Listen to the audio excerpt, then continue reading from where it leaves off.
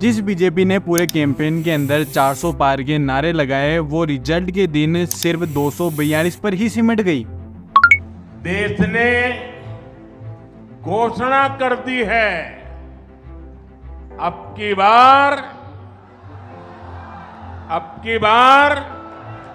पार वाला नारा तो पूरा नहीं हो पाया। सरकार जरूर बन रही है, लेकिन सरकार को 2 बैसाखी की जरूरत पड़ेगी। जिस यूपी से 80 की 80 सीटों की उम्मीद थी, वहां पर कैसे समाजवादी पार्टी ने बीजेपी को मुंह के बल पछाड़ दिया और कैसे राम मंदिर और योगी जी जैसा बड़ा नेता होने के बावजूद भी अखिलेश यादव जैसी आंधी के सामने बीजेपी पूरी तरह से डस गई। तो उत्तर प्रदेश में बीजेपी की हार पर हाहाकार मचा हुआ है। पार्टी के कई उम्मीदवारों ने खुलेआम अपनी शिकायतों को रखना शुरू कर दिया है।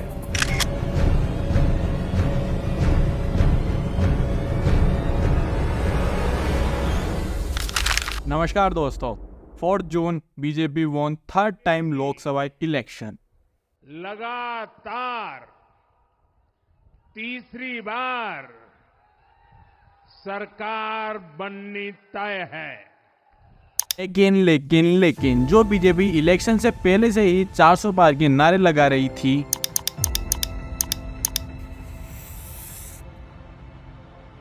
वो रिजल्ट के दिन 292, इनफैक्ट बीजेपी तो 242 पर ही सिमट गई। लेकिन ऐसा क्या हुआ जो बीजेपी जैसी सॉलिड पार्टी 400 पार का आंकड़ा छूना तो छोड़ो, 300 पार तक ही नहीं कर पाई। लेकिन यह तो नहीं कि इम्पॉसिबल था, क्योंकि अगर हम हिस्ट्री के अंदर पीछे जाएं तो 1984 के अंदर राजीव गांधी की सरकार ने ये कारनामा करके दिखा रखा है।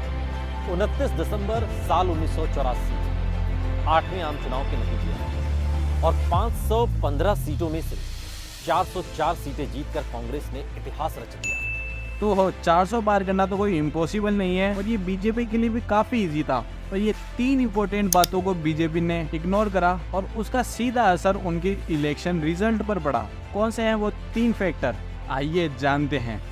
पहली जो वजह है वो है बीजेपी का यूपी को लाइटली लेना। जी हाँ मित्रों, राम मंदिर और योगी के होने के बावजूद भी यूपी के अंदर बीजेपी एक बुरी तरीके से हारी है। बेसिकली इस हार के भी 2 कारण हो सकते हैं। पहला जो कारण है वो है कास्ट वोटिंग का। जी हाँ मित्रों, अगर हम वहीं पे दूसरी ओर समाजवादी पार्टी की बात करें तो उनमें अखिलेश यादव करके एक कास्ट वोटर है, जिनके पीछे पूरा यादव वोट का सपोर्ट है। और वहीं पे बीजेपी की बात करें तो कोई भी एक स्पेसिफिक फेस नहीं है जिसके पीछे पूरा एक स्पेसिफिक कास्ट का वोट हो। वोटर्स और जो यादव वोटर्स थी, इनका बहुत वोट जो है बीजेपी की तरफ नहीं गया है। और रही बात वहाँ पे राम मंदिर की, तो राम मंदिर बनाते वक्त बीजेपी वालों ने कई लोगों की दुकानें और घरों को तोड़ दिया था। इसी वजह से वही लोग योगी सरकार और बीजेपी पर काफी नाराज थे। उनका गुस्सा बीजेपी पर भड़क उठा था। लोगों के पूरे घर चले गए हैं रोड चौड़ीकरण होने में। इसी वजह से यहाँ की पब्लिक बहुत ही परेशान है।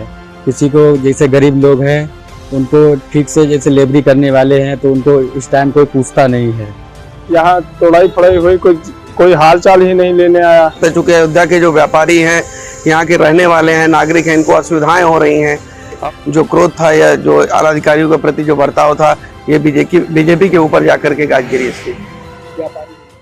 इसी जनता की नाराजगी की वजह से यूपी के अंदर बीजेपी को सिर्फ 80 सीटों में से 33 सीटें ही नसीब हुई। India's Lok Sabha has 543 seats.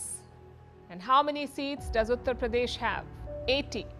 That's 14% of the seats from just one state. In 2019, the BJP swept it. They swept UP and they won 62 out of the 80 seats. But this time, the BJP slipped up. They won just 33 seats in the state of Uttar Pradesh. और जो दूसरा कारण है BJP को 400 पार ना होने का, वो है he's over confidence. Basically BJP वालों ने राहुल गांधी और उनकी इंडिया अलायंस को कभी सीरियसली लिया ही नहीं। उधर इंडिया अलायंस एकत्रित होती रही बीजेपी को टेक डाउन करने के लिए, जिसके अंदर कई पार्टियां, members, in fact Punjab, Himachal Pradesh, Goa, Kerala, Tamil Nadu, Karnataka, Telangana, Jharkhand, waste Bengal जैसे स्टेट के सीएम भी मौजूद हैं। और इन सब अलायंस ने मिलकर कुल 236 सीटों को कैप्चर करा है। और इन 236 सीटों के अंदर कांग्रेस की अकेले की 92 सीटें हैं। पिछले वाले इलेक्शन से 40 सीटें ज़्यादा, जबकि कई प्रेडिक्टरों ने तो यह तक कह दिया था कि कांग्रेस पिछले वाले इलेक्शन से सिर्फ 10 या 15 सीट ही ज़्यादा ला पाएगी।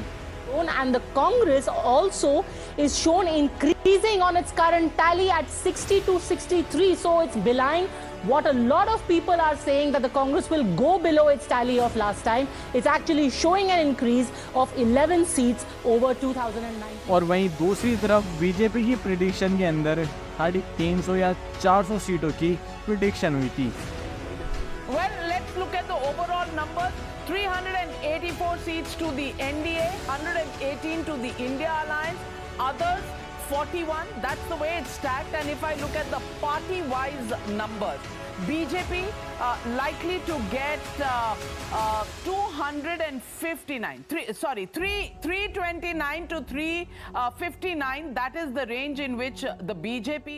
प्रेडिक्शन का क्या है? मैं आज ही अपने आने वाले 10 साल को प्रेडिक्ट करता हूँ कि मैं आने वाले 10 साल के अंदर एक मिलियनर होऊंगा और मैं किसी ब्रिटिश या अमेरिकन गर्ल को डेट कर रहा हूँगा। Just joking guys. वैसे देखते हैं 10 सालों के अंदर होता है नहीं होता, व्हाटएवर। कम ऑन, अब अपन वापस अपने टॉपिक पर आते हैं और जो थर्ड कारण होगा वो होगा सोशल मीडिया पावर। एक तरफ यूट्यूब, इंस्टाग्राम, ट्विटर और सारे सोशल मीडिया प्लेटफॉर्म पर सिर्फ एक ही बात चल रही थी, Modi is the dictator. Electoral bond का स्कैमर जैसे एलिगेशन लगाए जाने लगे। Media, newspaper, news channel, YouTube channel तक को गोदी मीडिया, गोदी चैनल करके पुकारा जाने लगा। काफी तेजी से ये एजेंडा पूरे इंडिया के अंदर फैलने लगा। चारों ओर इस एजेंडा की बात हो रही थी। कई सारे नेताओं ने इसे अपने भाषण के अंदर जोरों शोरों से यूज करा। ये कोई बड़ा कैंपेन के रूप के अंदर उभर के आया था। हालांकि क्या सही है क्या गलत है ये तो मुझे नहीं पता, पर इसी बीच में मोदी जी ने भी इसके खिलाफ एक इंटरव्यू दिया था और अपनी बात को क्लेरिफाई करा था। वहाँ से लेकर विदेशों तक एक इकोसिस्टम चलता है जो कहता है आप हिटलर हैं, आप तानाशाह हैं, आप आएंगे तो ये बदल जाएगा, चुनाव नहीं होंगे। पाठशाला में आप बैठ करके भाई ये तानाशाही आप एक बार आप अपने तरीके से निकालिए 100 पॉइंट, और मैं मानता हूं कि 100 में से एक बिंदु पर आप में कहीं पर भी एक छोटा सा जम्स भी, ये जो आरोप लगते हैं वो वाला जम्स नहीं निकलेगा जी। फिर भी लड़ते झगड़ते, गिरते पड़ते, भागते दौड़ते आया तो मोदी ही। और आज की वीडियो को यहीं पे समाप्त करते हैं। आपका क्या विचार है कमेंट के अंदर बताते जाना। जय हिंद।